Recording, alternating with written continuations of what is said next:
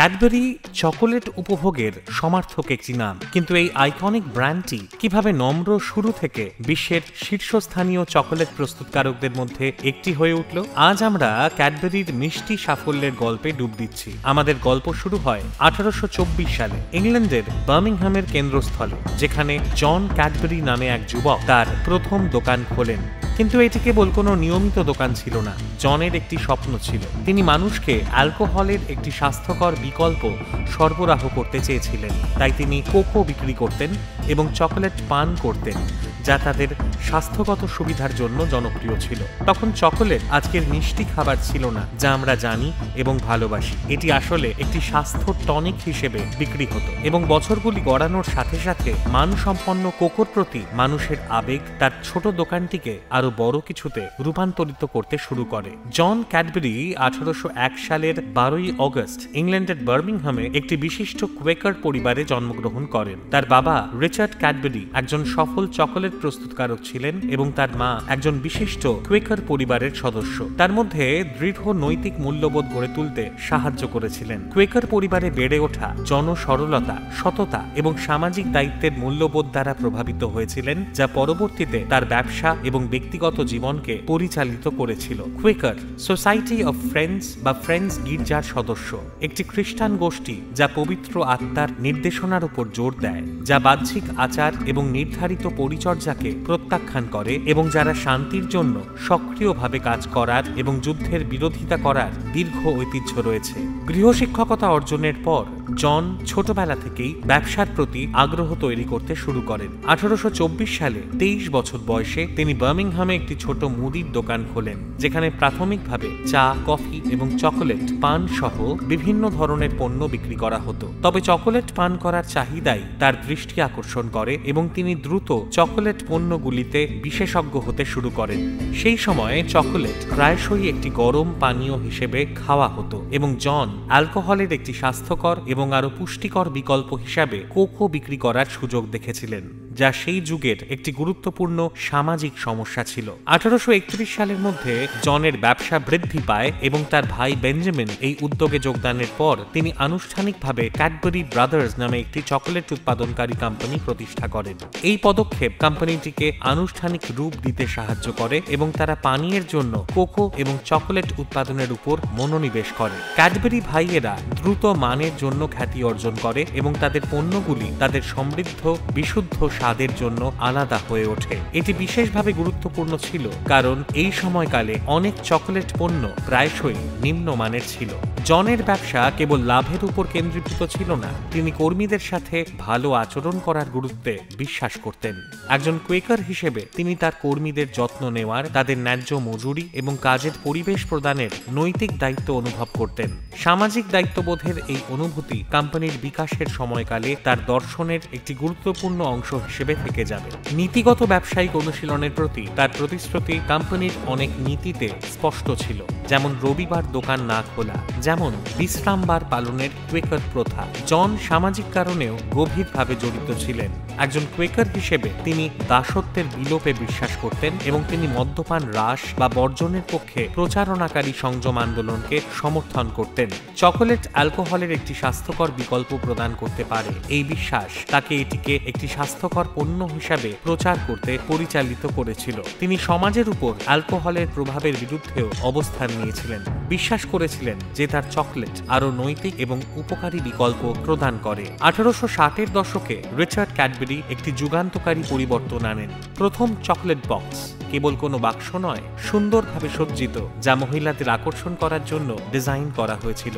এটি ছিল ক্যাডবেরির iconic packaging এর সূচনা, যা আমরা আজও দেখতে পাই। এবং কেবল প্যাকেজিংই উদ্ভাবনী ছিল না, ক্যাডবেরি 1905 সালে প্রথম মিল্ক চকলেট বার করেছিল, এমন একটি পণ্য যা শীঘ্রই চকলেট শিল্পে চিরতরে বিপ্লব আনবে। ক্যাডবেরি 1875 সালে তাদের প্রথম ইস্টার এগ তৈরি করে, একটি খাঁটি কোকো মাখন তৈরি ক্যাডবেরির পরে আধুনিক চকলেট ইস্টার এগ তৈরি করে, যা মসৃণ আকারে ঢালাই করা যেতে পারে। 1893 সাল নাগাদ ক্যাডবেরিতে 19টি ভিন্ন ধরনের চকলেট ইস্টার এগ বিক্রি হয়। আইকনিক ক্যাডবেরি বেগুনি রং কেবল নান্দনিক উদ্দেশ্যে ছিল না, এটি বেছে নেওয়া হয়েছিল কারণ এটি রাজকীয়তার সাথে যুক্ত ছিল। রংটিকে উচ্চ মানের প্রতীক হিসেবে দেখা হতো এবং এটি ক্যাডবেরির সাথে এতটাই ঘনিষ্ঠভাবে জড়িত হয়ে পড়ে যে এটি এখন একটি ট্রেডমার্ক হিসেবে বিবেচিত হয়। 1878 সালে ভাইয়েরা বার্মিংহাম থেকে 4 মাইল দূরে গ্রামাঞ্চলে নতুন ভবন নির্মাণের সিদ্ধান্ত নেন। খাল দিয়ে অভ্যন্তরীণ দিকে পাঠানো দুধ এবং লন্ডন, সাদাম্পটন এবং লিভারপুল ডক থেকে রেলপথে আনা কোকোর জন্য উন্নত পরিবহন সুবিধা বিবেচনা করা হয়েছিল।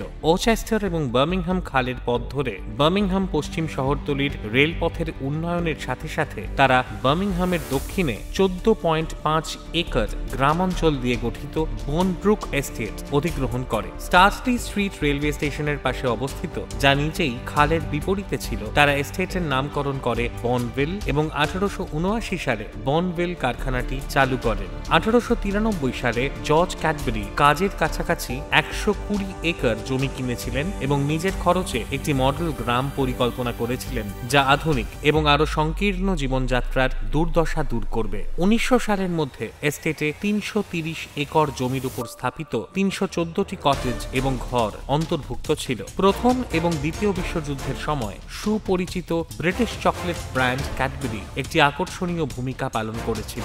যদিও ব্র্যান্ডটি মূলত তার সুস্বাদু চকলেটের সাথে যুক্ত, যুদ্ধের প্রচেষ্টায় এর অংশগ্রহণ, জনসাধারণের প্রতি তার প্রতিশ্রুতি এবং ব্যবসায়ের উপর যুদ্ধের প্রভাব উভয়ই তুলে ধরে। অন্যান্য অনেক ব্রিটিশ কোম্পানির মতো ক্যাডবেরিও সৈন্যদের খাবার সরবরাহ করে যুদ্ধের প্রচেষ্টায় অবদান রেখেছিল। তারা সৈন্যদের জন্য চকলেট তৈরি করেছিল, সম্মুখ সারিতে সৈন্যদের জন্য চকলেট বার পাঠিয়েছিল। এটি কেবল সৈন্যদের জন্য একটি ট্রিট ছিল না, বরং তাদের কিছু প্রয়োজনীয় শক্তিও সরবরাহ করেছিল। ক্যাডবেরির মিল্ক ট্রে প্রথম 1915 সালে তৈরি করা হয়েছিল এবং প্রথম বিশ্বযুদ্ধের বাকি সময় জুড়ে উৎপাদনে অব্যাহত ছিল। ক্যাডবেরির 2000 জনেরও বেশি পুরুষ কর্মচারী ব্রিটিশ সশস্ত্র বাহিনীতে যোগ দিয়েছিলেন এবং ব্রিটিশ যুদ্ধের প্রচেষ্টাকে সমর্থন করার জন্য ক্যাডবেরি সৈন্য দলের চকলেট, বই এবং পোশাক সরবরাহ করেছিল। 1930-এর দশকের মাঝামাঝি সময় ক্যাডবেরি অনুমান করেছিলেন যে ব্রিটিশ জনসংখ্যার 90% মানুষ চকলেট কিনতে সক্ষম হবেন, কারণ এটি আর শ্রমিক শ্রেণীর জন্য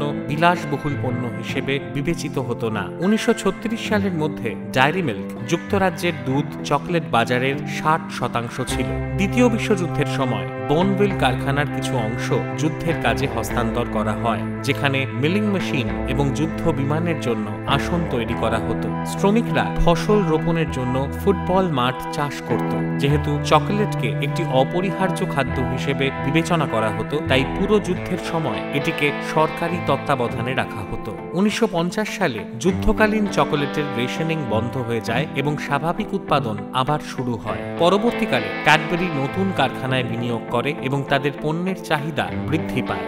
19 জানুয়ারি 2010 তারিখে ঘোষণা করা হয় যে ক্যাডবেরি এবং ক্রাফট ফুডস একটি চুক্তিতে পৌঁছেছে এবং ক্রাফট ক্যাডবেরিকে প্রতি শেয়ার 8.40 পাউন্ডে কিনবে, যার ফলে ক্যাডবেরিকে 11.5 বিলিয়ন পাউন্ড অর্থাৎ 18.9 বিলিয়ন মার্কিন ডলার মূল্য নির্ধারণ করা হয়েছে। ক্রাফট, যারা একটি বিবৃতি জারি করে বলেছিল যে এই চুক্তি বিশ্বব্যাপী মিষ্টান্ন শিল্পের নেতা তৈরি করবে, তাদের অধিগ্রহণের অর্থায়নের জন্য 7 বিলিয়ন পাউন্ড অর্থাৎ 11.5 বিলিয়ন মার্কিন ডলার ধার করতে হয়েছিল। 2012 সালে ক্রাফট ফুডস দুটি কোম্পানিতে বিভক্ত হয়ে যায়। মন্ডেলেজ ইন্টারন্যাশনাল, যা ক্যাডবেরি এবং অন্যান্য স্ন্যাক সম্পর্কিত ব্র্যান্ডগুলি অধিগ্রহণ করে, এবং ক্রাফট ফুডস গ্রুপ, যা 2015 সালের মধ্যে অধিগ্রহণের পরে হাইঞ্জের মতো খাদ্য ব্র্যান্ডগুলিতে মনোনিবেশ করেছিল। আরেকটি মজার তথ্য হলো ক্যাডবেরি এবং নাসার মধ্যে কোনো আনুষ্ঠানিক দীর্ঘস্থায়ী অংশীদারিত্ব নেই, তবে তাদের মধ্যে একটি উল্লেখযোগ্য সংযোগ রয়েছে যা 2001 সালে মনোযোগ আকর্ষণ করেছিল।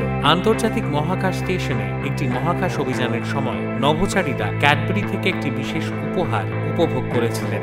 চকোলেট কোম্পানিটি তাদের জনপ্রিয় ডায়েরি মিল্ক চকলেট বারের একটি সংস্করণ সরবরাহ করেছিল, যা মহাকাশ ভ্রমণের জন্য পরিবর্তিত হয়েছিল। ক্যাডবেরির মহাকাশ সম্পর্কিত উদ্যোগটি ছিল একটি বৃহত্তর প্রবণতার অংশ, যেখানে কোম্পানি এবং সংস্থাগুলি মহাকাশে ব্যবহারের জন্য দৈনন্দিন জিনিসপত্রকে অভিযোজিত করার উপায় খুঁজে পেয়েছিল। এই ক্ষেত্রে ক্যাডবেরি নাসার সাথে কাজ করে এমন এক ধরনের চকলেট তৈরি করেছিল যা শূন্য মাধ্যাকর্ষণ পরিস্থিতিতে গলে যাবে না বা বিশৃঙ্খলা সৃষ্টি করবে না, যার ফলে মহাকাশচারীরা কক্ষপথে থাকাকালীন উপভোগ করতে পারবে এবং তা সহজ হবে। চকোলেটটি বিশেষভাবে প্যাকেজ করা হয়েছিল যাতে ভেঙে না যায় বা ভাসমান টুকরো তৈরি না হয়, যা সরঞ্জামের ক্ষতি করতে পারে বা মহাকাশচারীদের জন্য ঝুঁকি তৈরি করতে পারে। ক্যাডবেরির সাথে আরেকটি বিখ্যাত ব্র্যান্ডের সহযোগিতা, দ্য ক্যাডবেরি এক্স কেলগের সহযোগিতা ছিল একটি অনন্য অংশীদারিত্ব, যা ক্যাডবেরির সিগনেচার চকলেট স্বাদের সাথে কেলগের সিরিয়াল বিশেষজ্ঞতার সমন্বয় করেছিল। এই সহযোগিতা বেশ কয়েকটি আকর্ষণীয় পণ্য তৈরি করেছিল, যা ব্রেকফাস্ট এবং চকোলেট উভয়ের ভক্তদের জন্যই উপযুক্ত ছিল। এই অংশীদারিত্বের একটি উল্লেখযোগ্য পণ্য ছিল Cadbury dairy milk choco bakes.